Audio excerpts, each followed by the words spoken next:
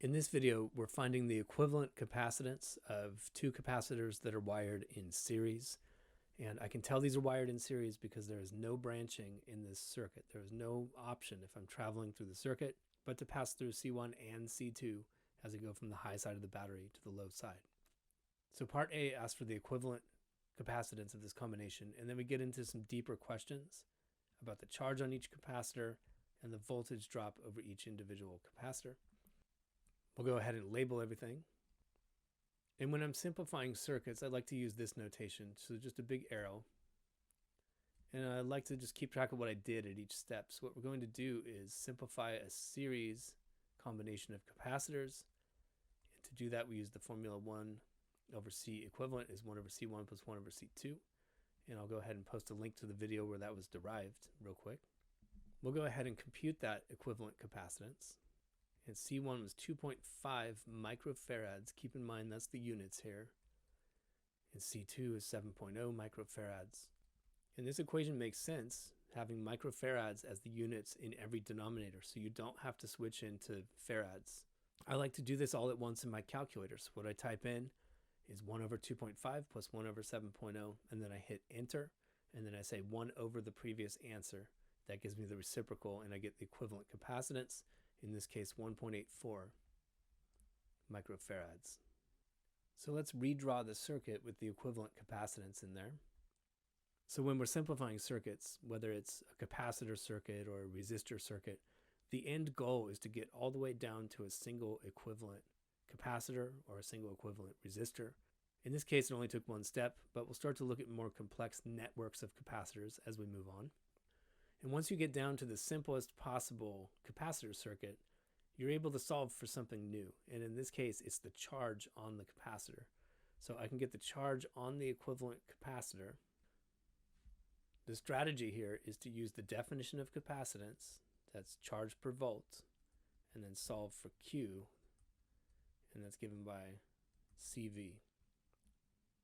So across my single equivalent capacitor, my charge is going to be CEQ times the potential difference across that capacitor. I'll just call it V to leave things symbolic for a second. And my equivalent capacitance is 1.84 microfarads. And my potential difference across this is the same as the potential difference across the battery. The high side of the capacitor is connected directly to the positive terminal of the battery, and the low side to the negative terminal. So I get a 12 volt potential difference.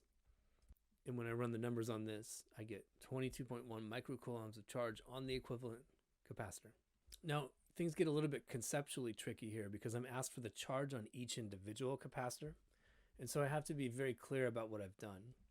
If I draw these two nodes in the original circuit, what I'm doing here is cutting those two capacitors out of the circuit and replacing it with an equivalent capacitor at those two nodes. Now the total charge on the high side of that equivalent capacitor is the same as the total charge on the high side of C1. That's the total charge that I see right after that node. The total charge on the low side of C2 is going to be the same as the total charge on the low side of the equivalent capacitor. So what happens in a series combination of capacitors, that plus Q on the high side of C1 is going to attract to minus Q from the top plate of C2, leaving behind a plus Q on the top plate of C2. So our two original capacitors actually have the same charge magnitude as the equivalent capacitor. So if I look at the question in part B, compute the charge on each capacitor, I've already answered the question. It's 22.1 microcoulombs, same as it is for the equivalent capacitor. Finally, I want to get the voltage drop over each individual capacitor and then verify that it adds up to what it should. So what should it add up to? I'm going to call this V1, the voltage drop over C1, and then V2, the voltage drop over C2. Well, I know the total voltage drop over this capacitor combination is 12 volts because at that upper node, I'm sitting at 12 volts, and at the lower node, I'm sitting at 0 volts. So whatever these two drops are, V1 and V2, they better add up to 12. Again, I appeal to the definition of capacitance. That's Q over V. I solve for V. That's Q over C. And then I can get V1 and V2. So V1 is going to be Q over C1 That's 22.1 microcoulombs over 2.5 microfarads. Micro stands for 10 to the negative 6. Those are going to cancel out. When I run the numbers on this, I get 8.84 volts. To get V2, I do Q over C2. That's 22.1 microcoulombs over 7.0 microfarads.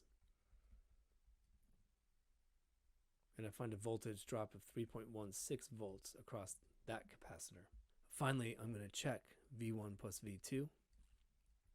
That gives me 8.84 plus 3.16, and that is indeed the 12 volts we knew it had to be. If you find the physics content on Zach's Lab helpful, click on the Zach's Lab logo on the right to browse playlists and subscribe to the channel.